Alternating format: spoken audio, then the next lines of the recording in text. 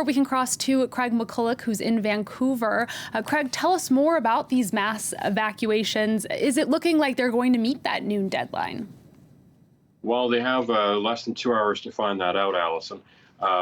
It's a rather complicated procedure, not because of the population of Yellowknife. There's only 20,000 people.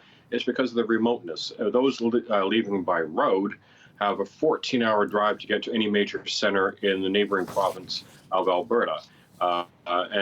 Those are vulnerable populations, the ones that are in the hospital or what we here in Canada call long-term care, basically seniors' homes or care homes, are being flown out. Some of them, almost 6 of them, as a matter of fact, are arriving here in Vancouver, British Columbia, which is quite a trip for anybody, especially if you're a medical patient.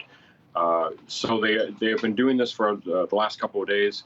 They've got buses, they've got evacuation centers all over Alberta, and it seems to be going okay so far.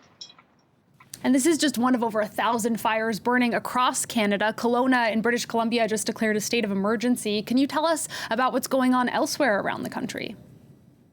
Well, here in British Columbia, there was a fire about 5 hours from Vancouver in a place called West Kelowna, which ironically is west of a major center called Kelowna.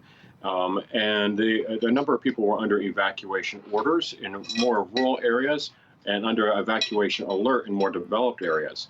One major problem, and that is there is a low front or a low pressure front that came in overnight. Here in Vancouver, winds got up to 60 kilometers an hour.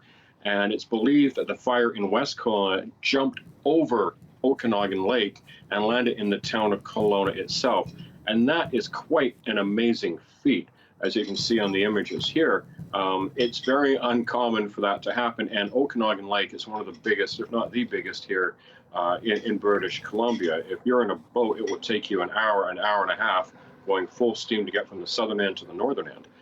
So as is happening now, the city of Kelowna is also declared a state of emergency, and we have structural losses in West Kelowna, which is a fancy government way of saying buildings, homes, and businesses have burned, and more are expected to probably go down with flames. Forecast is calling for more wind, a slight chance perhaps of rain, but what they're really anticipating is the winds and also dry lightning, which is not going to help the situation out any. All right, well, here's hoping all those people can get out of the affected areas quickly. Craig, thank you so much for that update. That's Craig McCulloch reporting there from Vancouver.